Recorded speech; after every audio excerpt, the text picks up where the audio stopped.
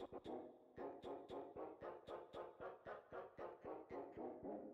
on, people! I want metal!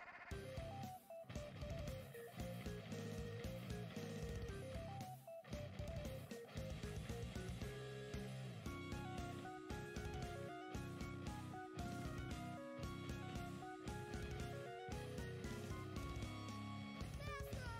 Faster!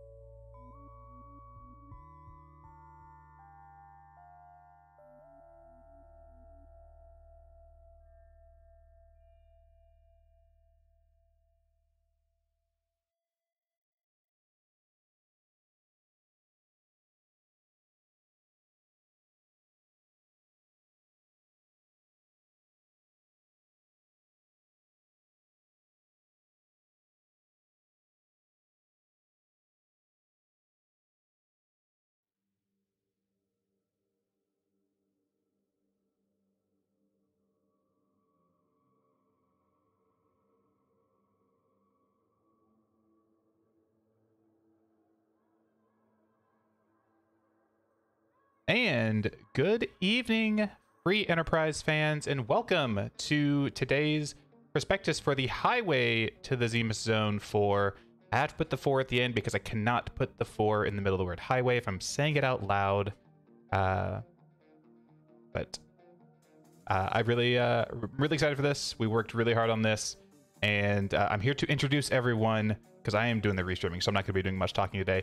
We have our moderator today, the Gauntlet champion, fantastic friend. You all know him. It's Invenerable. Hello. We have Flurry, not Flurry. Sorry, Ultimate Godslayer. Flurry 14. Hi. We have I don't love you, but Baka Shinobi. How you doing, Baka? After an intro like that, how could you do anything but poor? I mean, absolutely great. Absolutely great. Perfectly fine. And we also have reigning Zemus Zone champion and Lallyho League runner-up, Dusty Griff. Oh, hey. Hi.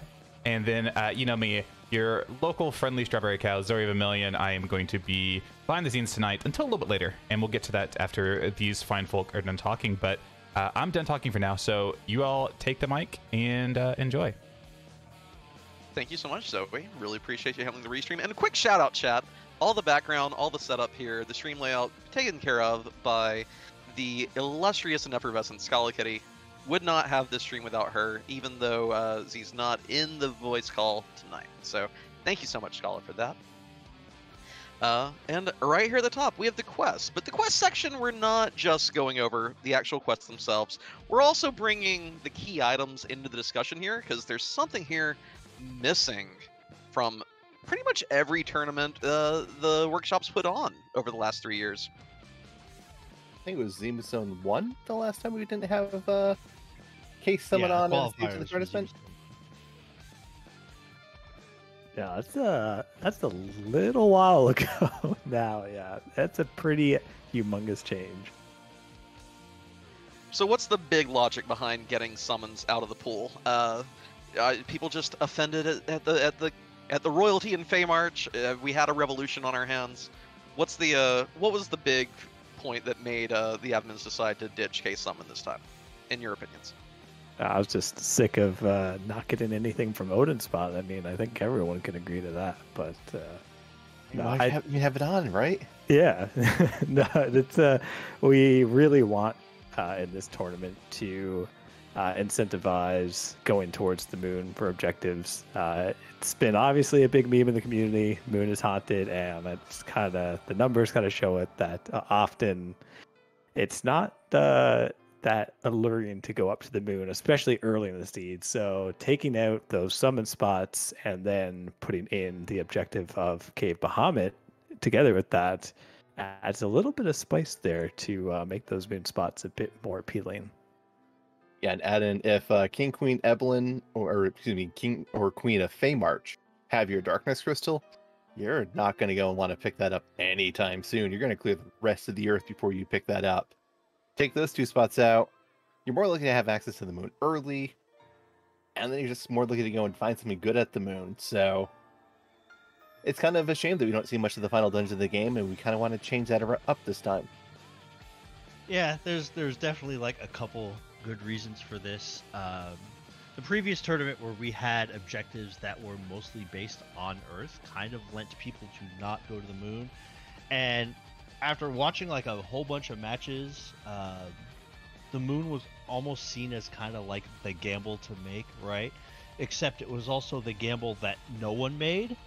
And right. Even in situations where a racer would come in thinking that, you know, hey, I need to make a super crazy play in order to win this, they would still just play it straight through. And it's like, well, that we kind of want to add a little bit of variance to that degree. So now that the moon is there, while the chances of the moon spots being added into the pool is still the same, and if you haven't read Antidel's wiki entry on that, this tournament more than any other that is relevant, but the chance of that spot there actually holding a key item is now significantly higher. So when and where you want to make that play to the moon, is now no longer something you can just throw to the side and say, I'm never going to do. And we've, so go ahead. Go ahead, Becca. I was just going to point out that we also have boss hunts and gated quests in here, which you can go in. You're more likely to go and get those moon altar requirements and bosses. Moon's got 6 bosses up there. You might be able to go and find another objective up there. And something that was kind of hard to get earlier on was go mode on the moon. You couldn't really get the crystal on the moon. You'd probably need to come back to the Earth and do a quest. Now, let me pry into that a bit more there, Baka. For people who we have quite a few racers in the community who basically just pop up around tournament season. They're not as active in the beta testing when those go live and all the pickup races and such. For people who are getting back in and watching this Prospectus to know what they're in for in the tournament, could you tell me a little more about that gated quest flag? What does that entail? What does it not entail? How has that changed from quest objectives, random quest objectives in prior tournaments? Absolutely. So gated quest implies there's something to gate it. Well, like Zemus Zone 3 had all those times of let's go and do Mist Cave, Waterfall, and Hobbs. Hey, look, I have a crystal. You're not going to go and get that. You're going to need to have at least one key item to do any of these objectives. You might need the Magma Key to go and do a Dwarf Castle. You might need the Darkness Crystal to go and clear a Moon Altar. But you will need a key item to clear that spot, to clear that objective. And with that, that means that, as I mentioned, you're more likely to go and get those moon altars, or you're more likely to have a boss who's on the moon. Excellent, thank you. And also, just brief mention for everyone that this also includes the Open the Past Door in Troya. Although that one does require a key item, correct me if I'm wrong, that one has also been removed from the gated quest pool? I need to go and double check that myself. Yeah, unlocking the past door is been. Unlocking the past door. Yeah, it is removed from the gated quest pool. Excellent. Thank you. So we've talked about the Cave Bahamut spot and the gated quests and boss hunts. Tell me about this Wyvern hunt. Isn't Wyvern supposed to be big and scary? What do we have to worry about with Wyvern? I know this dips into some of the later flags, but with it sitting there in the quest objectives, any mentions about why Wyvern made it into the cut this time? Well, the primary reason Wyvern went into the cut was because Katie really wanted to see it in there, so we went ahead and did it. But yeah, like what Wyvern really comes into play so much is that, like you said, this dips into other flag settings. But more importantly, your agility setup no longer makes Wyvern necessarily a solved problem. Which is something that's going to apply to a few things, as we'll discuss later. But to temper that, there was also the possibility of some situations where Wyvern was almost unbeatable and could soft lock your game. There was a couple of races, I want to say, in ZZ3 where that almost happened. So we've made it whichburn.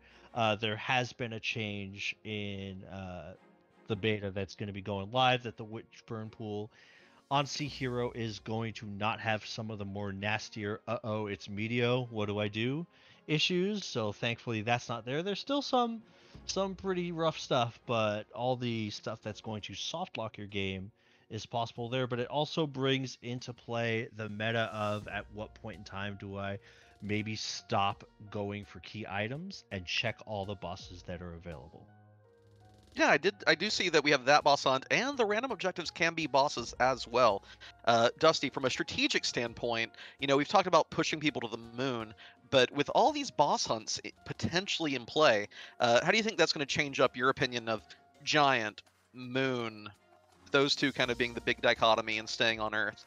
Yeah. We'll definitely see as we continue on talking through this Prospectus too. I don't want to dive too much into what we've done with the Giant flag so far, but definitely this time around, Giant's a bit more open for us. We don't have that vanilla Giant on, so peeking in there is not so, you could have peeked in there on vanilla and reset out, but going in there for stuff is not so rough.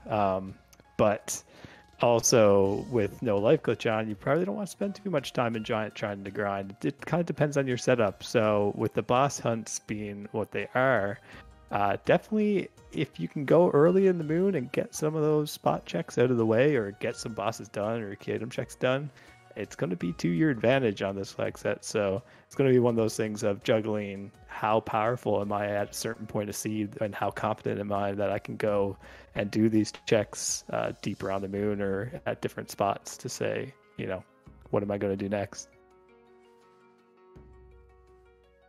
So are you going to finally stop full clearing the Earth before going moon as well? Is that what I'm hearing from you, Dusty? The Dusty special might be out of it this tournament. I don't know. It's I'm going to leave that until the first qualifier for people to find out, I guess. Gotta keep that as a surprise, huh? Yeah. That's the Dusty secret. It's Can't not a wait for secret at Package all. Wyvern to show up. Special delivery. And although, talking about a little bit of that, I don't think this is technically part of the flags, but I think it's worth discussing the fact that we are having large group qualifiers this time before getting into the 1v1 nitty-gritty of the bracket. Based on how those calculations are being done to determine the top 64, what is your opinion of being gambly in your qualifiers versus playing a more stoic thing? Are you angling to make sure you have a top 8 drafting position? Are you just trying to make sure that you are going to qualify and just worry about clearing everyone who challenges you in the bracket? Like, what's your attitude in that shift from the big group races to the 1v1s? Let's start with Baka on this one. I like consistency. I don't want to go and Zemus Zone 2, I qualified off of a big gamble, and it was important there. That was something that I have been hesitant about with big qualifiers, but with the objectives, it's real hard to go and say, I'm going to make this gamble until you have one objective left, and some of those gambles can be real scary. Boss hunts, you got 33 different locations for bosses to show up, and you can lose a lot of time just saying, I'm going to go and take the low-end gamble and follow package, and then you lose 3 minutes to that. And you say, all right, I got to do giant now because I've committed to this gamble. And you lose another few minutes to that. And you can really bleed a lot of time. Yes, you can go and cancel that out with some other good qualifiers, but I'd rather set down some good quals first, and if I'm feeling spicy and doing some extras, then try and take some gambles afterwards. So race early, race often is the bigger concept you're hitting at there, I think? It's a mix of that. I definitely don't want to burn myself out, but I'd rather have a good time first and then go for the gambles. Gotcha. Anyone else have any thoughts to add to Baka's opinion on that before we move on to the next section?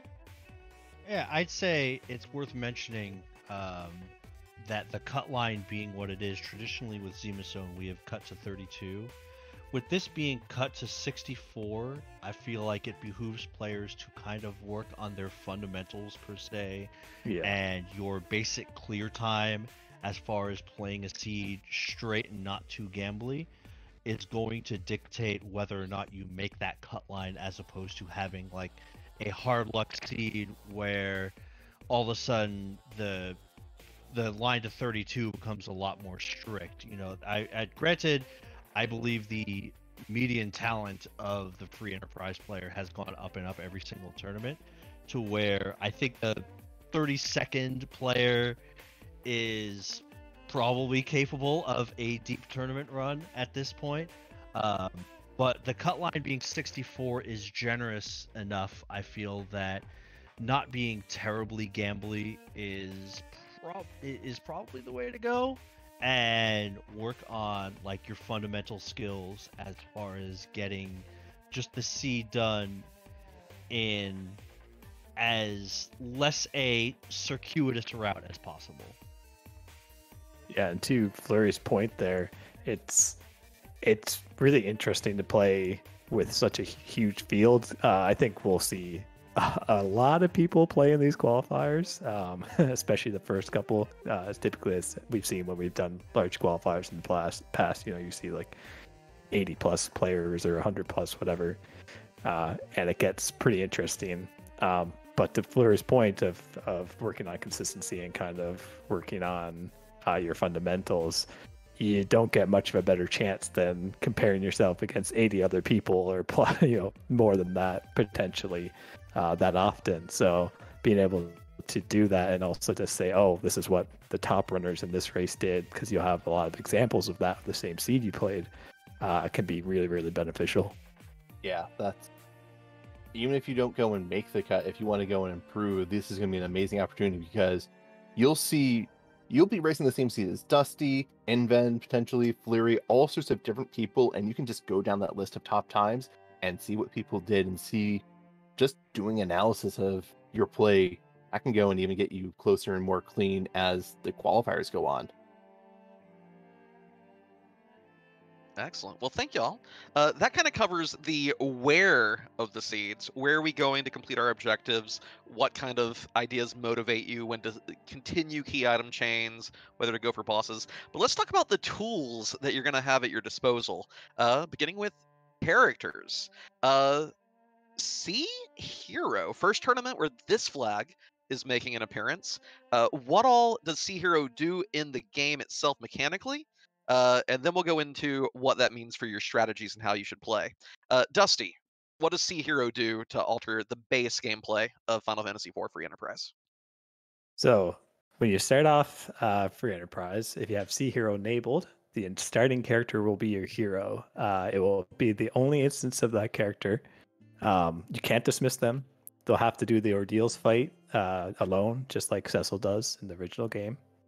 Kakol will actually craft a specialized weapon for that hero, with kind of a super weapon. And that hero will gain experience even if they're dead.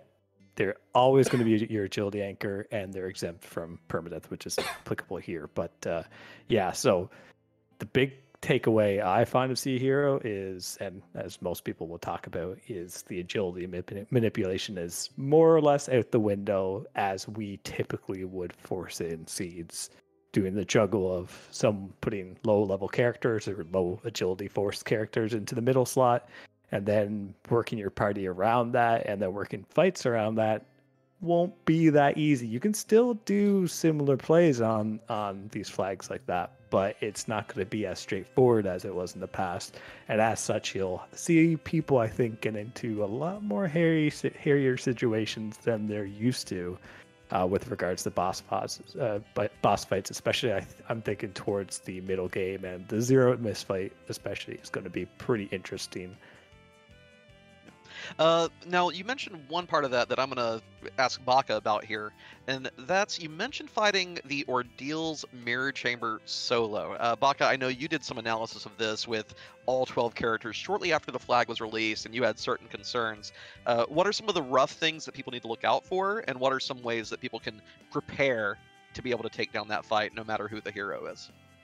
So the thing that caught me off guard was I had a Sea Necky Paladin Cecil who started with a Terrain Sword, which gave him -5 agility that put him at 8 agility. He's still faster than the enemy there, but it can be real scary going into that fight with a slow character because it's just one-on-one.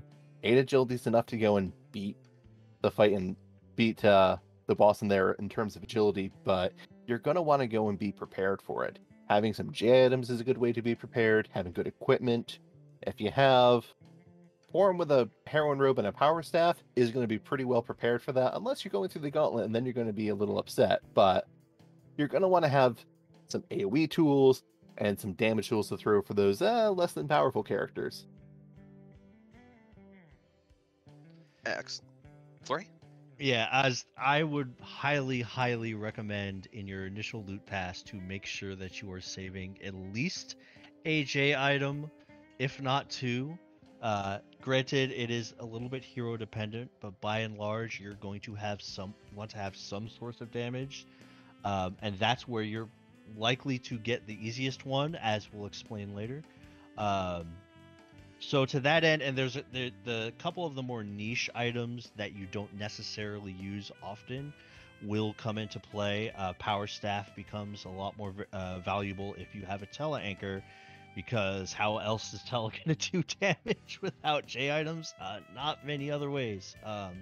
So like going over a lot of the ways that you're going to be able to deal with solo fights with the loot that you find is going to affect the opening loot pass for a lot of runners. And that's really something that, absent anything else, you just got to practice a lot and get the feel for how each character is going to handle. There's always or a Val, those are gonna happen. But like the practice of getting that experience for dealing with the particular scenarios that each character can bring is going to be important. But by and large, save your J items for ordeals. Excellent. So that's a little big part of the sea hero thing. The next little part I'm going to hit on here is we have start any and no fusoya. And I'll just answer that question. Fusoya can be one of your starting heroes, but you will not find him in the wild. Dusty, why was that enabled? What was the logic there to make him available in that one spot only? And what makes him interesting there? And why did we not like him being elsewhere? So the thing about Fu being out in the wild, it forces forces racers to want to search for characters, because knowing that Fu can be out there and the potential that the other runner you're racing against, or runners depending on if it's quals or brackets or whatever. The thing about that is it's not really interesting to force, or we kind of find it's not super interesting to force runners to get into a character search, or one runner found Fu and then it kind of trivializes some of their seed for them. So that was a big part of it. The other part of it is as having him as a starter is fairly interesting, because Fu, while you can make him anchor sort of decently depending on how you use him, he's not really the best anchor out of the gate. So with that 20 agility, if you don't have a career string to get him down, things can get kind of hairy sometimes in the Zemus fight. Now, that won't always be the case, and most people have found out strats to work around that, but especially if it's still early in the seed and maybe you have a hook route and he hasn't gotten great spells yet, you can end up in pretty hairy situations with him, and that's kind of what a bit of a theme of this flag set, I think, is provoking a little bit of challenge to the runner, but making it interesting along the way. Yeah, not a whole lot of detail to go into there, but Baka Flurry, any other thoughts on the Fu thing there? Understand it's not quite as in-depth as the hero part. Well, with Fu, when you start with Fu, you know what you have, you know what you're going to get, and that's going to go and change your routing a bit. You'll probably be much more interested in having boss hunts on that objective, because you're probably killing a whole bunch of early bosses anyways that your Fu powered up. So it's a lot of perspective about how well can you take that early Fu and just run through everything over. Do you loot much? Do you go and care about your other characters? Do you just hold off on looting to get to better locations? That's going to go and be a big part of any fusoya starts in this league, I think. Yeah, it's also worth noting that one of the triggers for a lot of racers to decide to punch above their weight class and maybe try on a spot that they wouldn't necessarily otherwise take is to have a Fu who has a lot of spells under his belt. And it does open up like a lot of different strategies to kind of, I don't want to say cheat, but to find easier outs to what would otherwise be difficult bosses. So having Fu in there once in a while is still something that I think adds a little bit of spice here and there, without having him dominate a seed the way that Fu often can. And yeah, I think it's a good way to keep Fu around without throwing him on complete vacation. Yeah, something that's going to be a little hairy is Fu's slower than the moon bosses. I will strongly suggest you go and look up agility of moon locations, as it's going to matter a bit more this seed as well. Yep. Awesome. Thank you, fellas. Next up, C-Buy is off. It's not a flag that's there, it's a flag that isn't there. So Tower of Wishes in play. Is that going to change up your routings at all? Make y'all leave characters for later and hope to bring them up? Or are you going to try to more typically go with the team you find on your first run through the game? Flurry, let's start with you this time. I will, if I've gotten a strong early game character, I'm more tempted to leave a Yang at Tower of Wishes and or a Porum. There will still be some situations, as we'll get to, where utilizing the slingshot can be the answer, and I think that's the most opportune way of doing so. Without how much of this is going too far late? I wouldn't keep Rydia at Ordeal or at Tower of Wishes anymore. With the changes to item tiers and Leviathan being something that is much easier to obtain, I find Rydia's usage as a mid-game, early mid-game sweeper to be really, really, really good. So Rydia, I'm probably not doing that with, but there are other characters where keeping them to ordeals or keeping them at the Tower of Wishes can make sense. But I think by and large, you're just going to get the five powerful characters you get out the gate. That's assuming you even get 5 characters because of C maybe, right? Yeah. Yeah, that's the thing I was gonna mention for sure is you may not even get extra characters to throw into the Tower of Wishes, well, early enough to make it matter. So it's going to be kind of interesting, depending on how those two flags interact, how many seeds that ends up being a big thing. Of course, Slingshot makes the return on this flag set, so C-Buy being off in combo with that is a fairly powerful combo. But with that no life glitching on, it makes it a lot less palatable to go and do a big Slingshot grind, as much as they can be quite efficient. And considering how rough it might be to get decent characters in these seeds and characters that matter, how often you're going to be going back to that Tower of Wishes to get another one to replace a character is going to be a little less than I think you would see on other flag sets.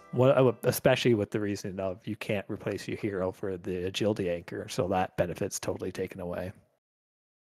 I think one big agility benefit that we're going to see is when you decide to go to the moon, you can go and shake up your party a bit. You might be able to go and take out 1 or 2 people who have been doing pretty good so far, like that Rydia, who's been doing a great job sweeping with Leviathan. If you're looking at the moon and you might be getting Gomod up there, I'd be interested in going and getting rid of her to get someone with a bit more HP, and more to the point, someone with a bit more agility. There are a lot of agility shenanigans you can do with fast characters, which I think is going to be a big advantage. That Yang that you didn't want to take early on, he's definitely looking a bit better if you have the extra characters to just take him to the moon with you. He'll get caught up with the Slingshot flag, so you don't even need to worry about doing that big grind. But party construction, I think, is going to be pretty interesting with C-Buy. When I did see that, I forgot it was still on, so it's easy to forget, but you can do a lot of things with it, I think. Yeah, I definitely agree with you all that Yang from levels 10 to 30, leave him. Rydia from levels 1 to 30, heck yeah. And then flip the two right before you go to the moon. I think that's going to be a really interesting swap that we see leading into hopefully finding your objectives on the moon and going straight to Zeromus. That'll be a very interesting swap to see if folks are willing to take the time to do it. So I like that attitude. I like that idea. With regard to not the rescue part, but just the no dupes and maybe combo regarding hook routes, what's some of the stuff that you're going to be looking for in your looting and your planning to make sure you're prepared for most things a hook route can throw at you? Did you know let's that start with Baka. Oh, Yeah. sorry. No, I was going Did to start with you anyway. Go for it, Baka. As we alluded to recently, there's a bit of a shake-up with the looting, and my most recent seed I discovered, Artemis bows are tier 6. Artemis bows give plus 10 agility, and that can be massive. So, depending on who your characters are, you might want to go and just take out some extra looting. Careworn robes remain amazing, and they give that plus 15 agility. You might need that dealing with hook routes just because you have to play fair agility. A curse string, however, I think is still going to be the best because you're going to be at low enough levels where if you have edge, yeah, it's going to be a little hard, but you might be able to make it work. But your other characters, Sid's going to go and be able to be cursed pretty easily. Any mage is going to be cursed pretty easily for a hook route, and you can go and push through that way. Might not take you all the way to the end game, but a curse string is still going to be pretty valuable, I think. Yeah, and another interesting thing about this is, you know, with the, not to get ahead of ourselves, with no J items and shops, you don't really need, there's not much to spend money on. You know, if you're doing a ton of looting and you're getting a bunch of stuff worth cash that you're going to get rid of, you're going to have a decent amount of cash to spare. So if you're on a hook route, you can probably afford some decent stuff from that weapon and armor shop on the way down, if there is decent stuff there, and otherwise throughout the overworld. It's going to be a lot more easy to afford those expensive things from the weapon and armor shop. So in tandem with the Tpro looting, being able to afford a bit more from weapon and armor shops just because you don't have anything else to spend it on, could be pretty helpful, I think, and is probably going to be a pretty big factor in some races. Hey now, that And we are tier kind of 5.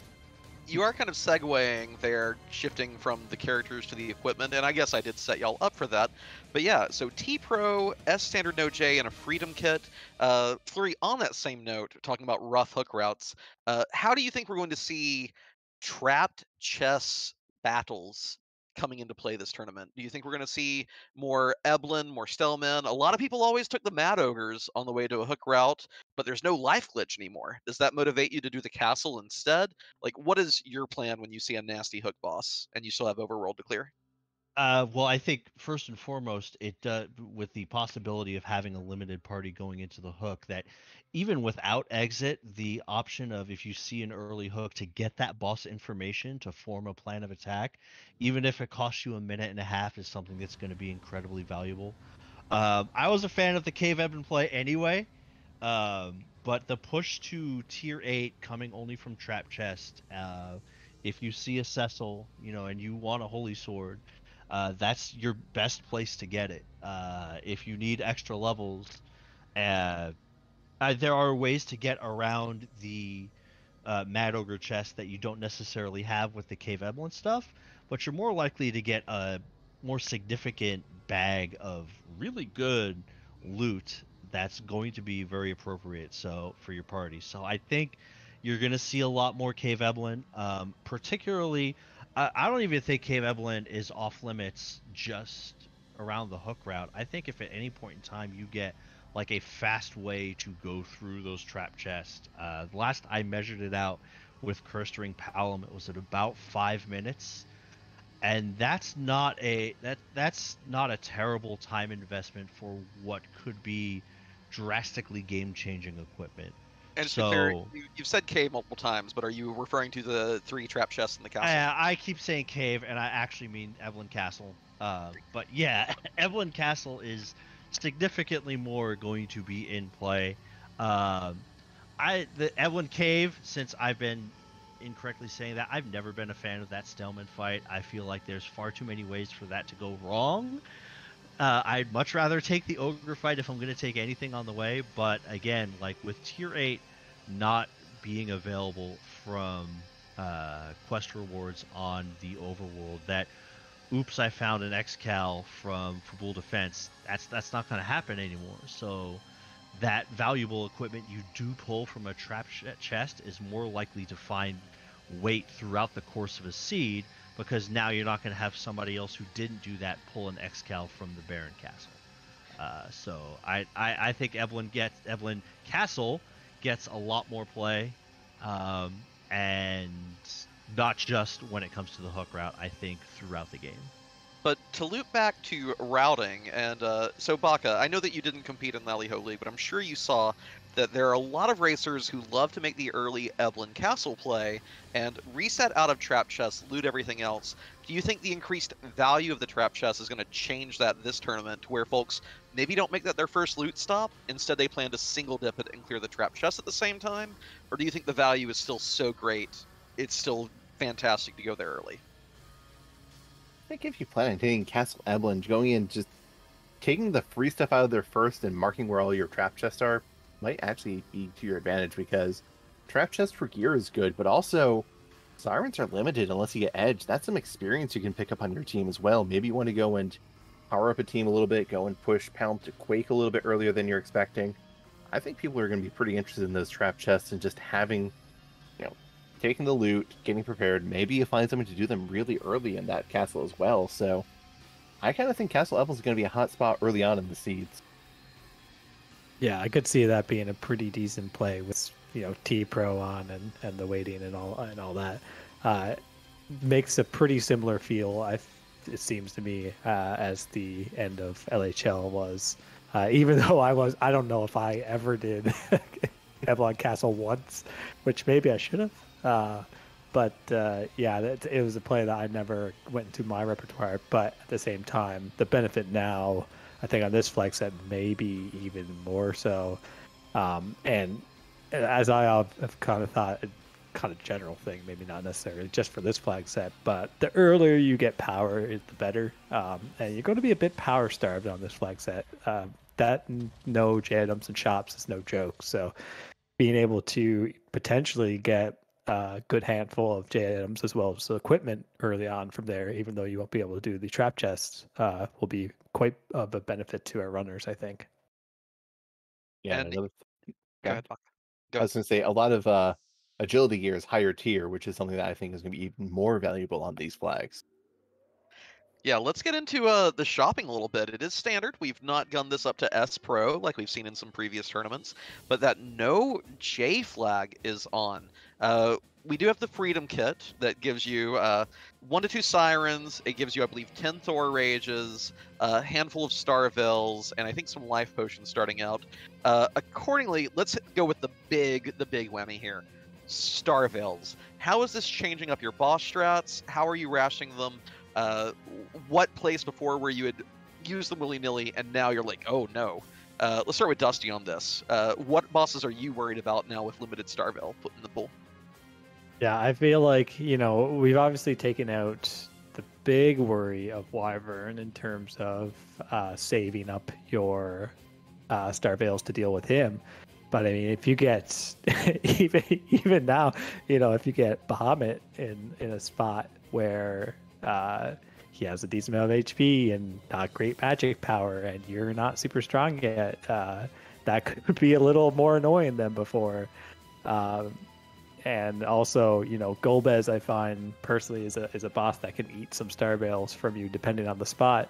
And that's 2 bosses there, and your Starvale supply is already taken down pretty quick.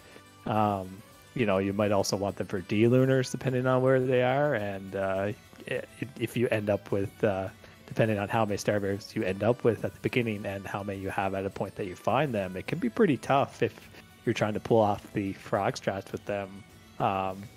To be able to use just a couple Starvales for that. So there's going to be a lot more thinking going into using every single Starvale that you use versus before you could just use them willy-nilly, buy another 10 stack, 5 stack, whatever.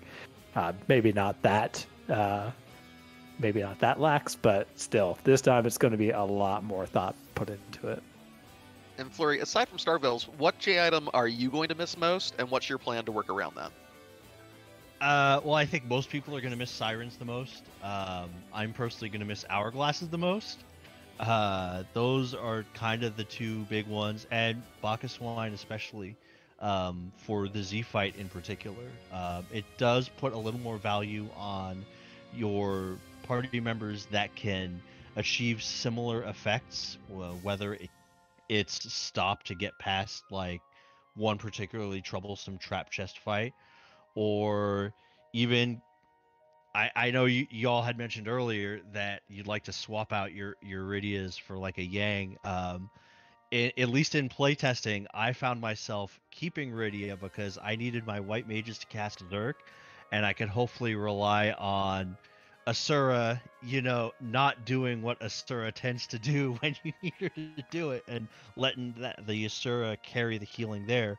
But it's an example of an item, a J item that we're used to relying on, and the effects of not being there cascading throughout your strategy and throughout the seed. So I think no Sirens, no Hourglasses, and no Bacchus Wines are going to be what people probably missed the most. I actually don't think, at least in testing, I don't know how it came out for you, but running out of Starvales was not really that much of an issue for me. Granted, it does put a little bit more priority on characters that can cast Wall. For the mid fights where we kind of see Starvales is more of a luxury, for example, Asura, or as Dusty alluded to, D-Lunars. But I think the Bacchus and the Sirens, especially when it comes to the late game, people are going to feel that. Yeah, I suppose one thing we should mention too is no Starvales not being around makes it a whole lot harder to do those more cheesy, you might call them strats, or more different technical strats, especially for Zero Miss, with regards to either Eddy strats or low-level strats. So having just a small supply of those to deal with makes that a lot more of a question mark. I like how both, oh yeah, Let me prompt you on this one right quick, and then if you want to come back to the point you're going to make, that'd be great. But let's say that you're in the mid game and you have a choice between an edge when you've not even found long blades, or an extra white mage. What are the pros and cons between edge and, say, getting the extra white mage on your team? Whether even if it's like a Tella or a Porum instead of just Rosa. What are the benefits and the negatives to each one of these in terms of us not having J items for sale?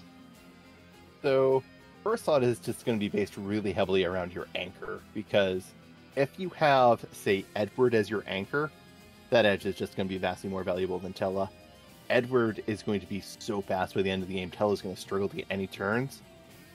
Just going in and stealing things with edge might be better for you, even if it takes a few minutes. Go and steal some sirens, you can level up your party and just get more power overwhelming. Go and steal some Bacchus wine so you can get started in your Z fight earlier. Go and steal the most disrespected J item on this stream, Silk Webs, because you missed nothing more than Silk Webs and no J items are in shops when you get to your Zeromas fight. Those are 3 big things.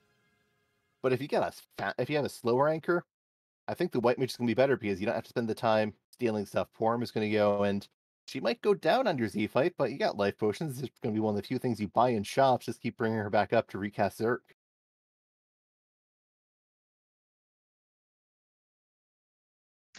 And on that note, let's go back to a little more stepping aside from the J items. Like, we talked about what's not available in shops, so let's instead talk about what we do want to buy in shops. Especially, I'm going to point out, you've all been talking about agility dilemmas and this in terms of the Sea Hero flag. What are some of the big purchases you're looking at in ungated shops, gated shops, and even Kakul shops? What do you want to buy, Baka? I want to buy, if I have any of the ladies, I want a heroine robe, because just plus 15 agility, even if I'm tanking their magic stats, is still going to be so good. It is so hard to go and put that down and say, no, I don't want to go and make my white mage faster than anyone, so I can't go and get a berserk going right away when I start a fight. I want to go and have them heal a bit more when I can cast Blink. I definitely want those heroine robes to get my white mages going. I want a Leviathan summon for that Rydia round, because Evelyn's shop is guaranteed to have 2 tier 5 items. It might roll double elixir, but can easily roll elixir and the Leviathan. That's a big thing to have.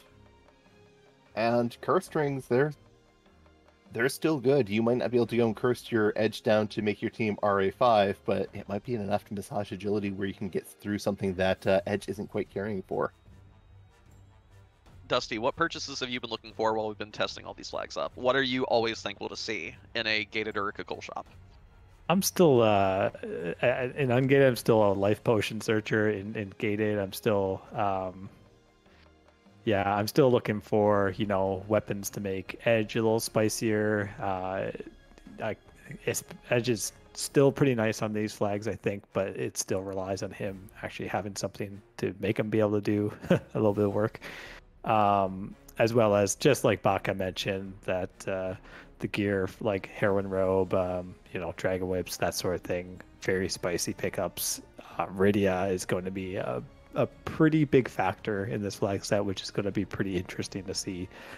As well as just kind of general searching. Yes, the other thing, obviously, the Leviathan summon, big one that's going to be turning up a lot more often. Which will be another boon to Rydia, especially as she gets enough MP early, and you're going to be able to afford a stack of ethers for her to allow her to cast Leviathan a little more freely. So it's going to be kind of interesting to see how that's going to change the dial a little bit on these seeds. And Fleury, your thoughts?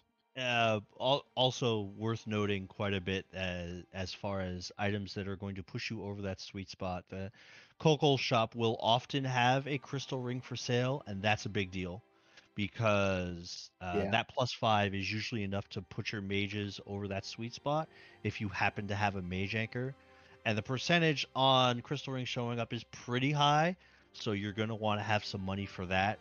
That's of the items we've listed so far, I think that's the only one I'm missing. Like Asura is still has gone now almost to an auto buy just because of the utility and the extra money that we've had. But everything else, I think you guys have kind of covered. Just crystal ring from Kokol is something you're gonna want to have. A ninja hat, usually seen as a luxury purchase because of how expensive it is. I mean, if you get a crystal ring and a ninja hat on Fu, that is you're set. You're good to go. So those would probably be the ones. But the crystal ring is definitely the one I wanted to touch on. And I do want to touch on one more thing with the combo NoJ and the Freedom Kit. Let's say that you, and just very quick answer from each of you in turn. I think there's a lot of analysis to be done on this in the weeks to come, but I'm going to start with Baka. You have one siren for your entire seed. Edge is nowhere to be found. Where are you burning your one siren this seed? I'm struggling underground on an egg. If I can get through there to the moon, on some mages. Dusty, Yeah. favorite place to burn a siren? I was going to pretty much agree with Baka there. I'll take, King Ryu fight if I can stomach it at that point, if I can deal with it. But honestly, with power from a siren, the sooner the better is often what I find. So if I'm struggling a little bit or I feel like things are going slow, I'll just burn an egg as quickly as possible.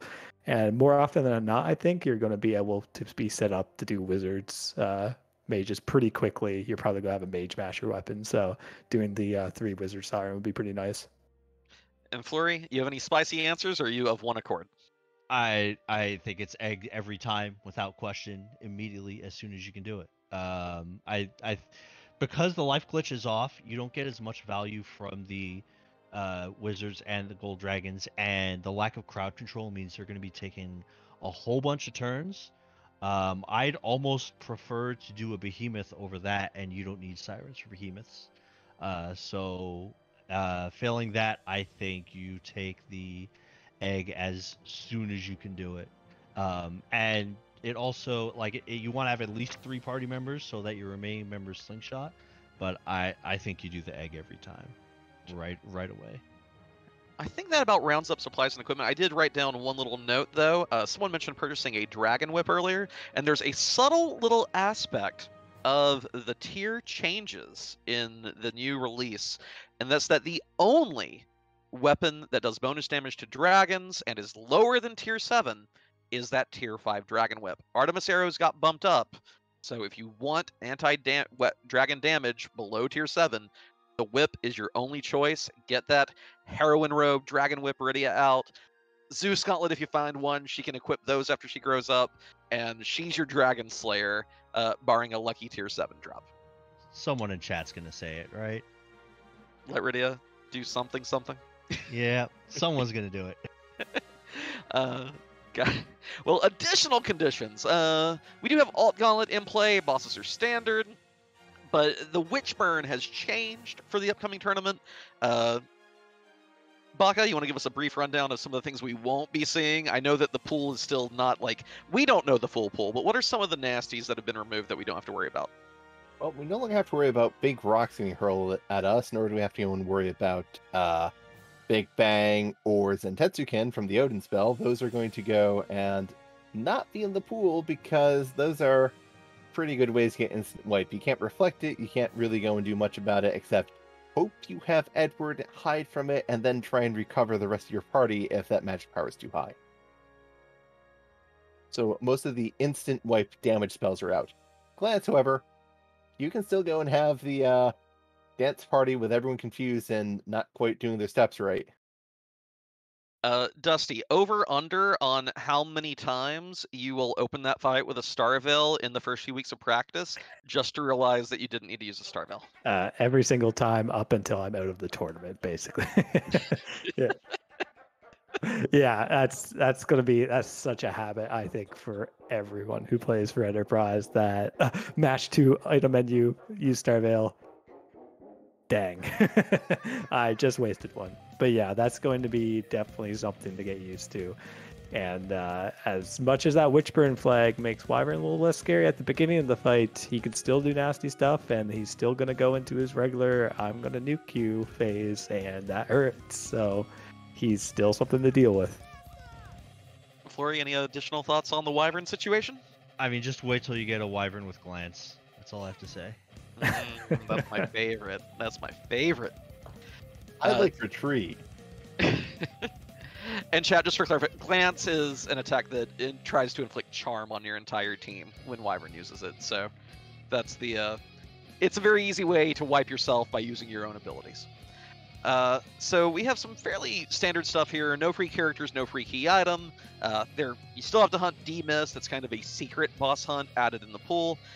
No free bosses is an on, so you still get to cheese them any way you can, but we don't have Star Valves, we don't have Hourglasses. You have to probably dip into your Black Mage pools a little bit there. The next flag that really stands out, though, is G None. What? No glitchless tournament? Flurry, what is happening? This is a new one. I'd say like this in combination with a flag that is not here from last tournament, which is Vanilla Giant, was probably the most hotly discussed flags amongst us, at least one of them. But I would say like the whole idea of this is that I think in past tournaments when it came to getting your party ready for the Z fight, we kind of had answer 1 and answer 2, right? We had Sirens, we had Do a D Machine. It was going to be one of those, and it was over the course of a seed, it was very clear which one of those was going to be the answer. And our goal is to make it so you don't have a clear answer. Giant might be the way to go, but you want to give some of these really fast runners an extra 15 minutes with K summon out of the pool.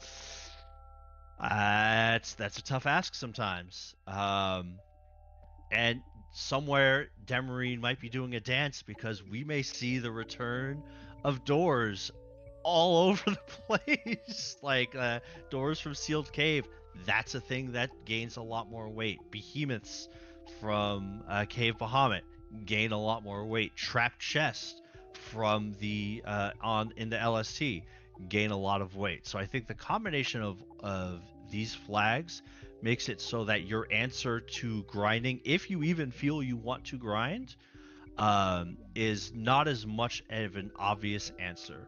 And I think that more than anything is going to make the end game and the Z fight very interesting. Yeah, I can't wait to see how many people, because what I really love seeing in Seeds is a very smooth progression of when people choose, okay, I'm done doing the things I'm doing, I'm going to go to the moon. Especially now, if you find moon access, it's going to be looming over you a lot more because there's a lot more reason to go there. So with less chances and less good things to use to grind here, it's all the more reason to say I'll go to the moon and check some spots, and if I feel powerful enough or spicy enough, maybe I can get through get some decent experience influx, some good checks in, get closer to go mode. Of course, then you have to figure out, will I have go mode?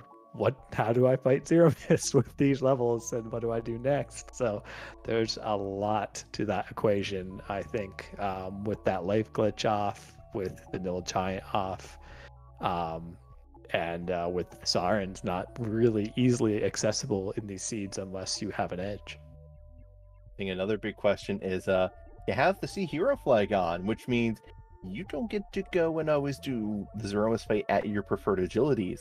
You know that Cecil gets 28 agility at level 45, but when do other characters get that agility? How do you deal with a Zeromus fight if you have a, say, 24 agility Rosa at level 48? Do you really want to try and grind her up to 28 agility? That could be. Numbers are going throughout here. Level 30 is 100,000 experience about. Level 40 is about 400,000 experience. 45 is around 600,000 experience. Mages are getting their nukes at 1 million experience or 900,000. That's level 50. You might have to go above that if you want to get 28. How much experience are you going to try and get in this situation? Because it can take a lot of time. And how much are you going to look at agility and do something different? And you also can't necessarily just like blindly get as many levels as you possible, especially if you're going to the giant, because that could open up an entirely different scenario, right, Inven? Hey, look, I'm just directing the conversation. I don't know what I kind of wanted to throw scenario you're something on you. talking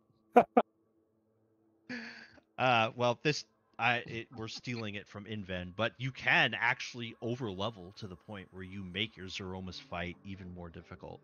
If you've had Sea Hero flags on, run Sea Hero races on the ladder, I'm sure there are some people in chat that can tell you stories about going into a Zeromus fight with a whole bunch of levels thinking that you got no chance of possibly losing and realizing your agility anchor is 41 and it could be a problem. So level management, and agility management, like I know we've said agility about 653 times already this prospectus, but it's a big deal, and Z is gonna get his revenge this tournament.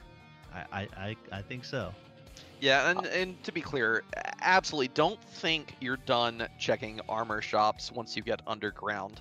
A ninja hat is a difference of, I believe, Rosa needing to be like level 52 to 58. I'd have to pull up Antidel's chart to confirm, but it's a lot of levels and a lot of experience that if you just checked armor shops, bought one piece of gear, completely removes that issue. It's also a thing that you mentioned how good crystal rings are, but what happens when you complete the other 4 objectives instead of the forge? You're not getting access to that agility manip either, so pay attention to the little ones. They'll save you a lot of time in the long run. Yeah, to that point, and then that's exactly like you said. That's the difference of 700,000 experience for those levels. So yeah, pretty huge there. Just a ninja hat solving the equation there. Yeah. 24 agility. It's fine. Nothing bad will happen to you. And I know that was mostly focused on the life glitch being turned off for this tournament, just to make that giant sometimes right, sometimes wrong. Can you give me an example of a time when you do think you would go for a D machine or a Mac Giant grind on these flags?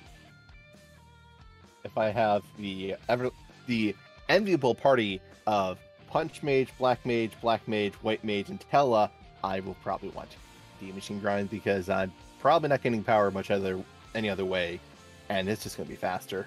Yeah, I think if you have a good slingshot setup still, slingshot is still very powerful, and even with life glitch off, slingshot is going to be decently fast, but it's the perfect putting of having 5 characters, having the setup for slingshot, having the setup to do that D machine or mech giant, and being in a situation where it even makes sense. Because if you're deeper in the seed, it might really be that feasible anymore. If you're 1 item away from go mode, or you feel like you're closing in, a lot of times it's just not quite worth it at that point. So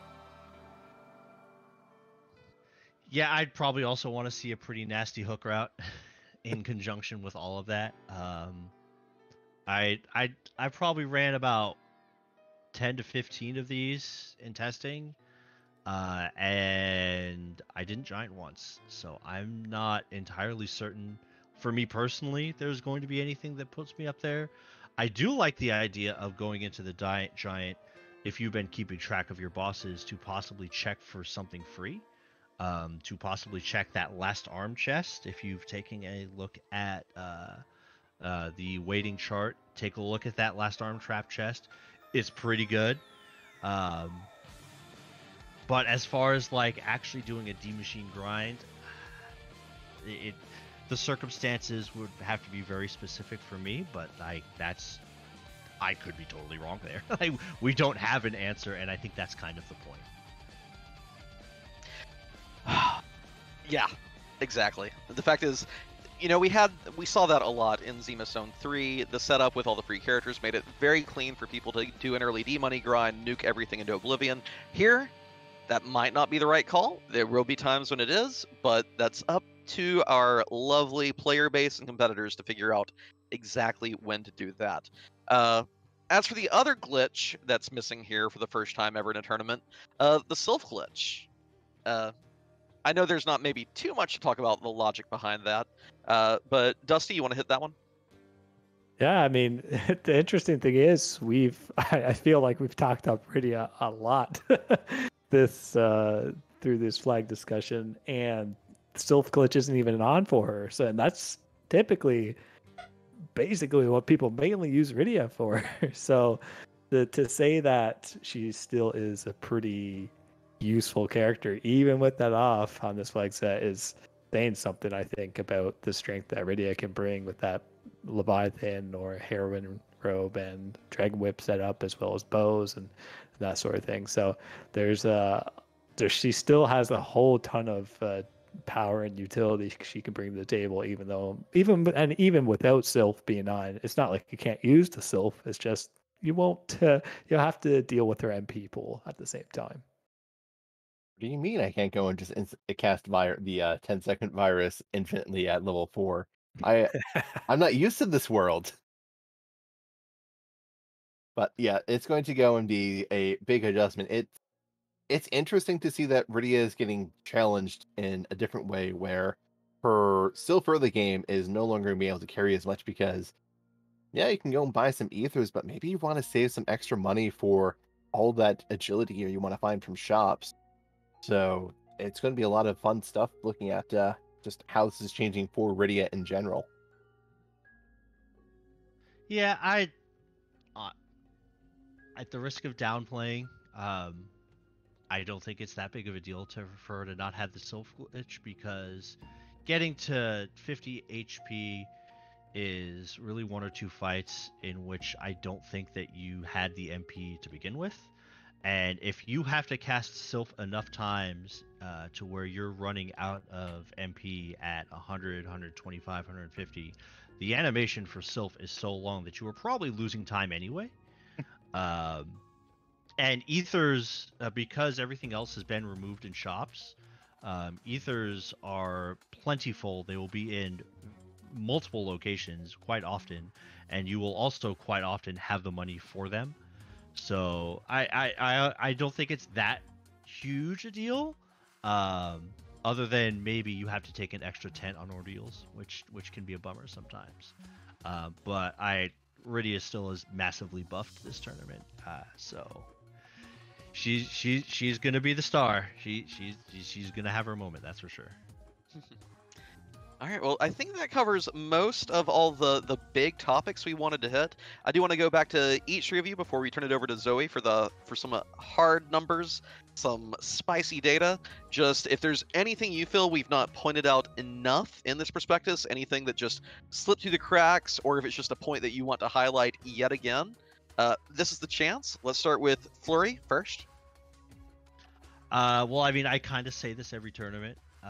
But I think it bears repeating. The best tool I think you can use as a racer to improve is to watch video of yourself and somebody else running the same seed, to actually be able to have any deficiencies you might have in your game manifest in such a way that you can understand it. And if this holds up in any sort of way, that the last few tournaments, there's going to be roughly 323 asyncs between now and the tournament. And we're also going to have the ladder where your opponent is compelled to stream the exact same race that you have. Those tools are there. Make good use of them, because these flags are going to force you to do things you aren't normally done, and they're going to force you to answer questions that have previously been solved. So practice, and get some tape on yourself to compare with somebody else. It's the best way to get better, in my opinion. Gotcha. Let's go to Baka next. Your thoughts? Anything you want to highlight? Anything you feel may have been slipped through the cracks? What are your parting thoughts here regarding the Zemus Zone 4 flags? Yeah, I think we managed to miss this one topic called the agility. I mean, but just must have all slipped our mind. It's we said it in a lot, but it bears repeating.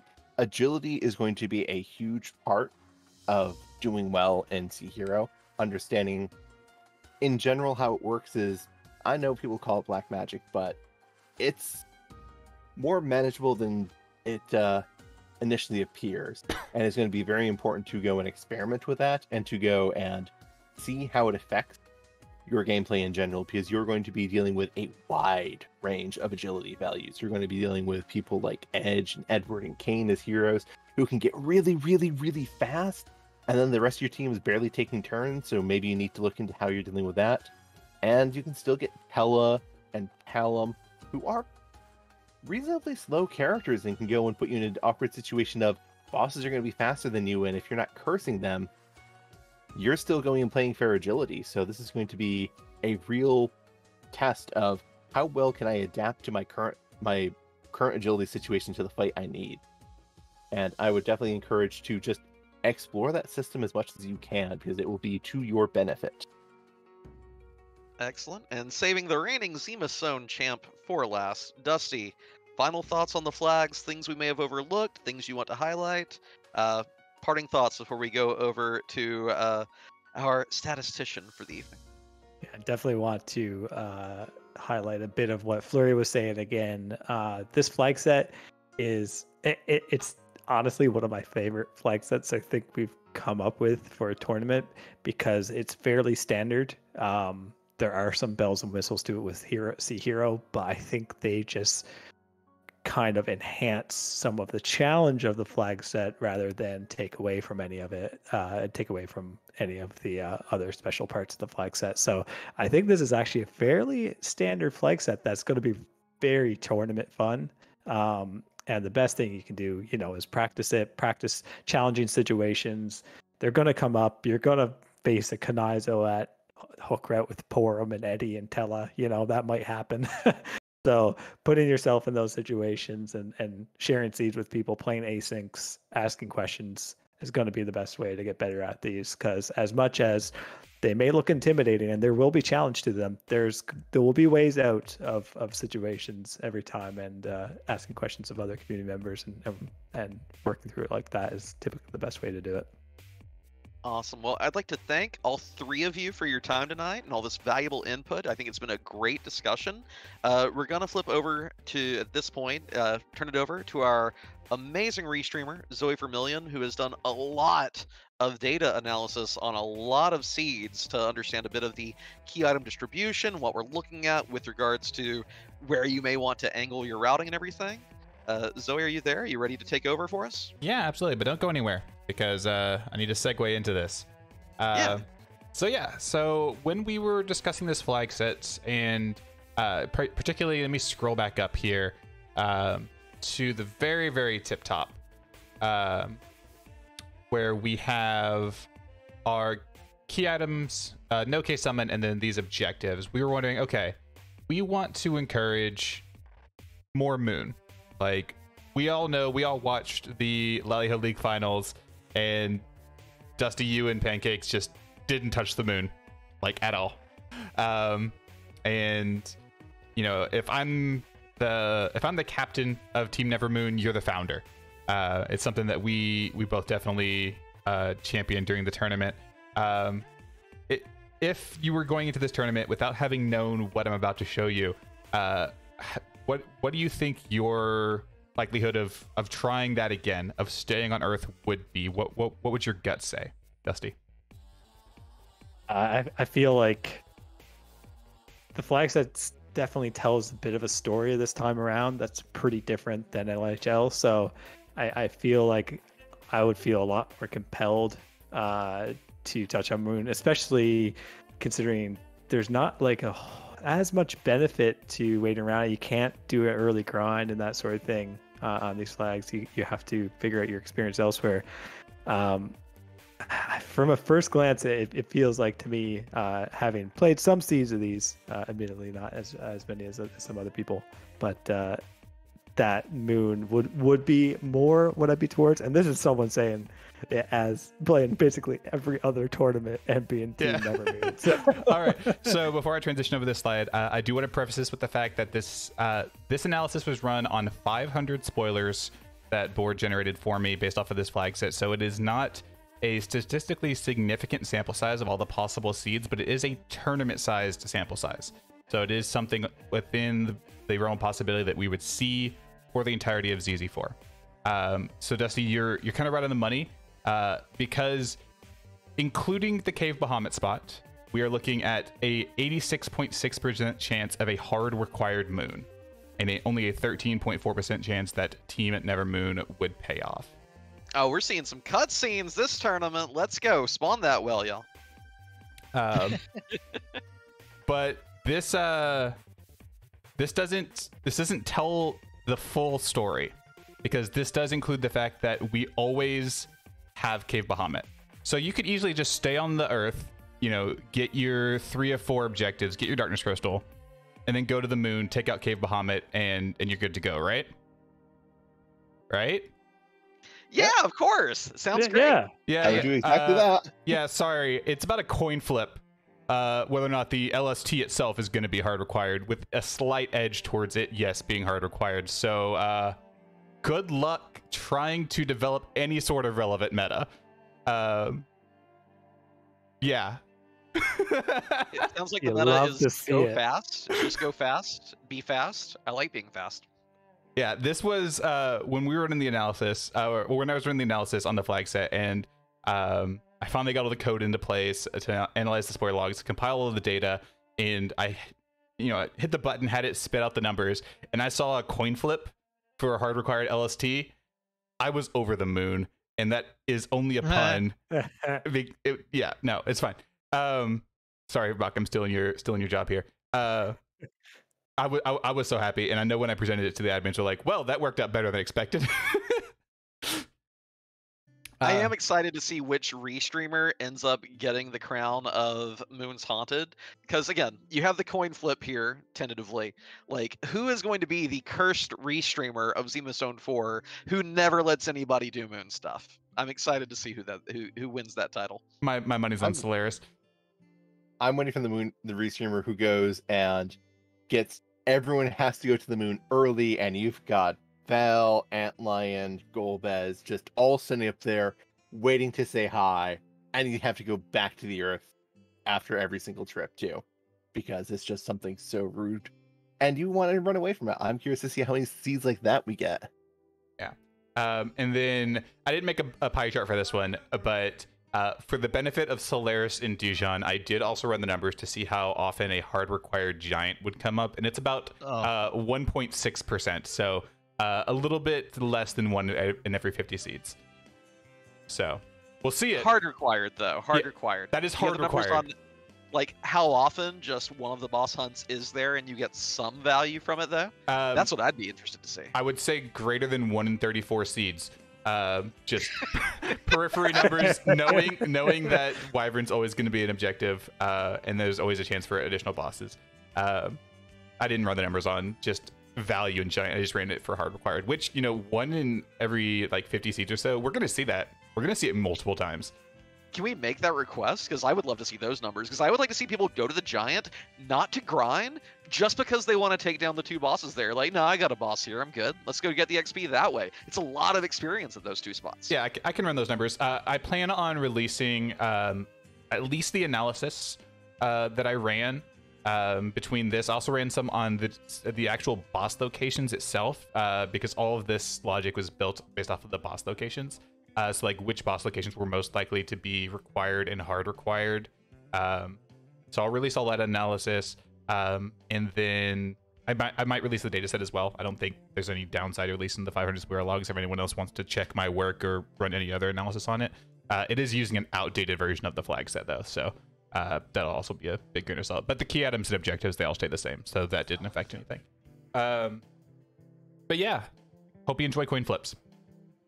That's my takeaway from my analysis.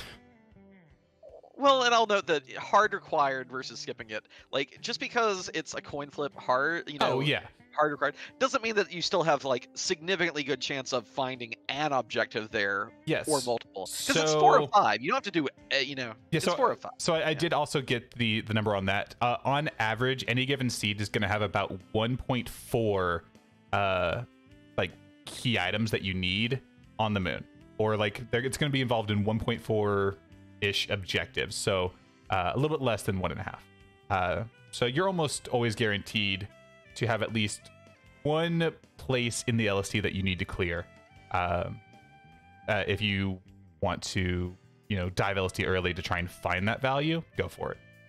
But as far as hard required, flip a coin. Cool. They were saying that ELC isn't submissible. What? I was trying to play off submersible. Oh. Baka, And we all see how well that worked. you're a level above me, Baka. I don't know if that one really, with how much I missed the mark, I don't know if I'm above in this situation.